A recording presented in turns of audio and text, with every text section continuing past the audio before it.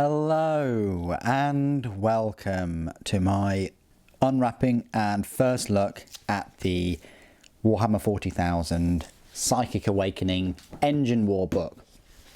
This book will cost you £25, which means it falls in line with all of the other Psychic Awakening books so far. It's book 7 of the series and contains 104 pages. It's in this hardback edition. You can get a collector's edition for double the price at a whopping £50. You can use all of these Psychic Awakening books. Games Workshop has reassured us with 9th edition. Don't know how long for, because clearly they're going to be like tweaks and things to certain stat lines. Okay. So this is going to be a full first look. I'm going to go through quite a lot of the rules and things. I've only just received this very recently. I thought I'd put the video up as soon as I possibly could.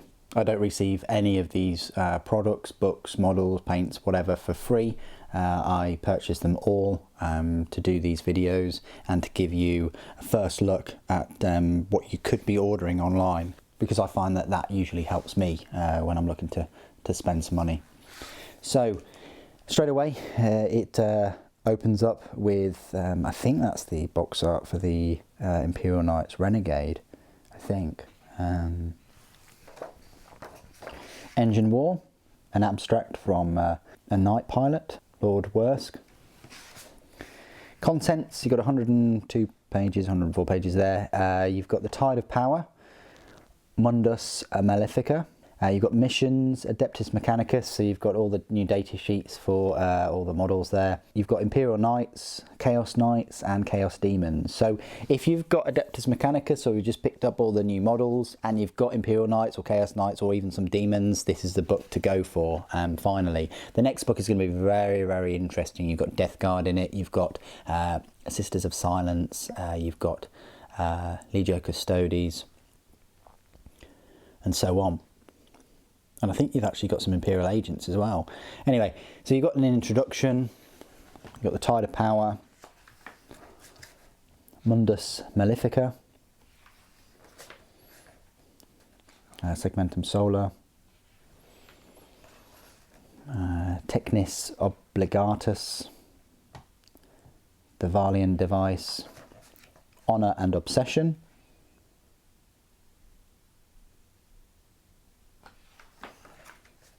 Demon Surge, Echoes of Awakening, that looks like the Manipulus, Tech Priest, Missions,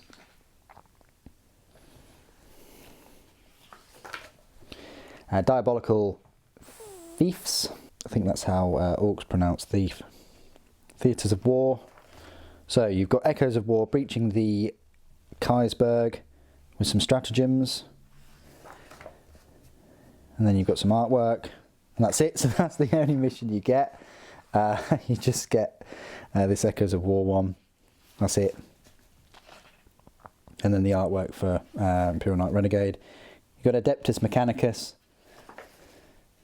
Keepers of Divine Law. It's been a while since the Codex came out. You've got Servants of the Machine God, Scorpius Armoured Vehicles, so the Disintegrator and the Dune Riders. That model unit came out last year, about July time, and then these are the new units for this release. You've got Taraxi and Archaeopters. That's pretty much it. You've just got 2 pages of about them. I think that's quite short, really. I would have liked to have seen a page per one, or maybe I'm just expecting a bit too much, but there we go. Then you've got the Tech Priest Manipulus.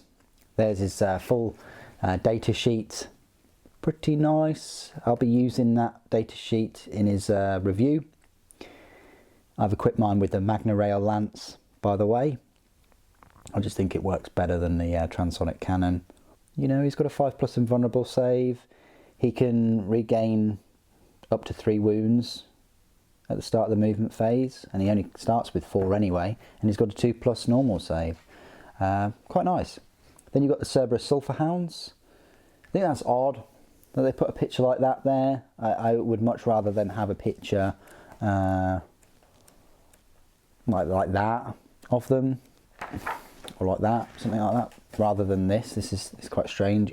With these smaller thumbnails, it kind of looks like you know, back of a box or something. It's quite strange. But anyway, they're the Cerberus Sulphur Hounds. Again, I'll be going through their rules in their review.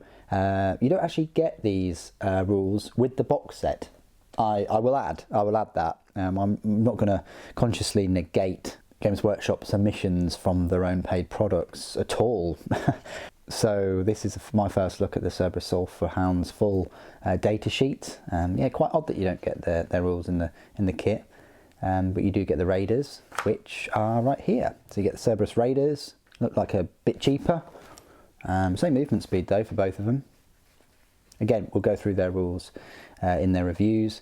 You've got the Taraxi Sterilizors. They're a bit squishy. Toughness of 3. Save of 4+. They do have 2 wounds though. The Phosphor Torches, just flamers that you can't cover from. Fast Attack, Taraxi Skystalkers. So a lot of fast attack there. You've got an HQ, 1, 2, 3, 4 fast attack. So definitely the Mechanicus army is filling out with these fast attack choices. So you've got the Flechette blasters and carbines, 5 shots, quite nice, assault 5 weapons. Then you've got a troop transport, which is the Scorpius Dune Rider, or you can build it into a heavy support. So it's nice that you get quite a fleshed out mini codex, really, mini army. No less than 10 data sheets there, because on the next page you've got the Archaeopter Transvector, the Stratoraptor, and the Fusilier. Now, again, another thing that is very important for me to point out is you only get the rules for the Archaeopter, for the Stratoraptor, in the £60 box set. So you don't have a clue what the rules are if you wanted to build it as a Transvector or a Fusilier, which is very poor show. And I mentioned that in the unboxing and first look. But they are all fast attack choices, whether you go for the transport option or the proper fighter option, the Stratoraptor, or even the bomber, the Fusilier. The most expensive is the Stratoraptor, power points exclusive of 7. The Transvector is 5, and then the Fusilier is only a 6.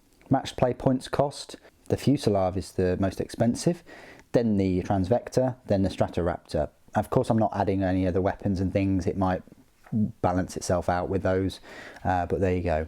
And then, so yeah, you've got the points values right there. You've got some Warlord traits, but it doesn't look like you've got any relics. Again, these are odd. These pictures are very odd. I'm not sure I like the extra thumbnails there. I maybe more models but less thumbnails. That would work. I like that. That's cool. That's a really good picture with the little beast of Nurgle there, and then almost £200 worth of hover tanks just in that picture. Then you've got Holy Order Warlord traits, and then stratagems and dogmas, Forge World dogmas, Canticles of the Omnissiah, name generator. They like to put these name generators in, but yeah, no relics. Quite odd. Yeah, very, very odd. There are relics in the main codex, of course. Then Imperial Knights, here we go. So all you've got is you've got the Strike of the Lance with some traditions and a name generator and some stratagems, some household traditions,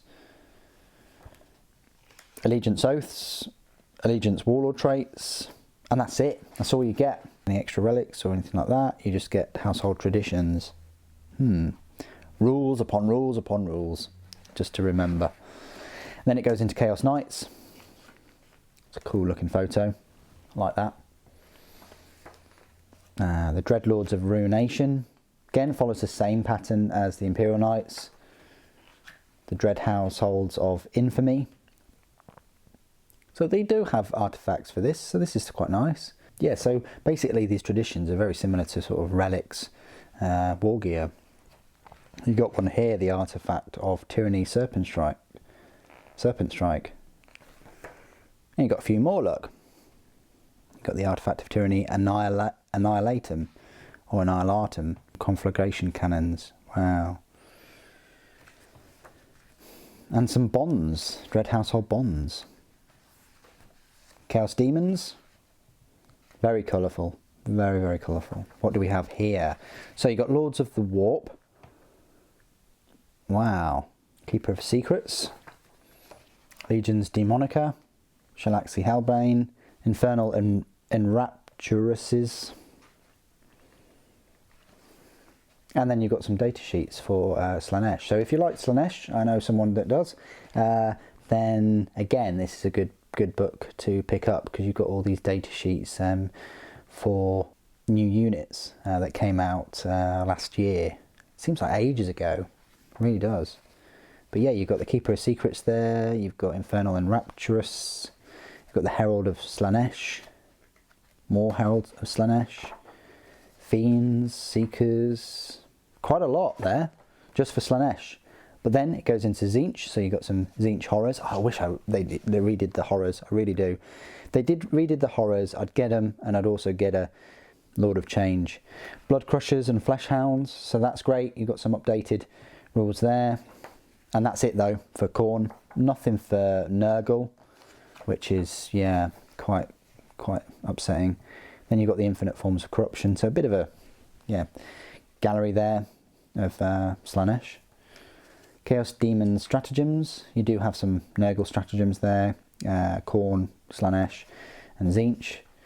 Exalted Bloodthirsters, so here you go, you can really beef out your Bloodthirster here, using the stratagem. Exalted Lords of Change, Exalted Great Unclean Ones, toughness of 8 for one of those bad boys, and then Exalted Keeper of Secrets. And then Chaos Demon's Name Generator. Amazing. Look at those little fellas. And then that's it. That's pretty much it. You've got Manipulus there, and you've got some Knights, and you've got the new models. Yeah, it's quite packed. It is. I mean, you know, if you like to play the games and you have a Knight army, that, you know, those might be worth reading up on the traditions. If you've got a Mechanicus army and you've got these new models, then yeah, this book is a must, just for the extra lore, the little bit about, you know, the extra fiction at the front, and the data sheets themselves for the new models to peruse over while you're building the models, or once you've built them. It'd be great to sort of go through them. For me, it's a must anyway, because, you know, I need a place for the rules, for me to go through them once I'm reviewing them, which will be up very shortly. I will do a review of this codex, but it will be after all of my first look and review videos for all of these new models, for all the Mechanicus models. You know, give me a chance to read up and go through it, and basically tell you whether it's worth the money. It's definitely an improvement over the Chaos Psychic Awakening book. I'm really looking forward to the next one, War of the Spider, because that has Custodes in and Sisters of Silence, which I do collect, and I will be picking that up. So I hope you'll join me for the first look of that. But that's it for my first look for the Engine War. What do you all think? Please do put it in the comments below, as always. Do you think it's a bit of a return to form for going back to the first set of these Psychic Awakening books? I certainly do think it is. I wonder if they would be able to compile all of these books into one, like a Psychic Awakening compendium for £50 or so, or, you know, save you a bit of money, but then you've got all of the rules and things in one. I would struggle to believe that they haven't already thought about doing that. Yes, it would be many hundreds of pages, but it would be pretty cool, I think, to have all of them in one place with a ribbon. And if they're not doing it this time, not decided to, I hope that they are able to do it the next time. Anyway, that is it for my first look and unboxing. Thank you ever so much for joining me today. Thank you for watching. The Omnissiah protects.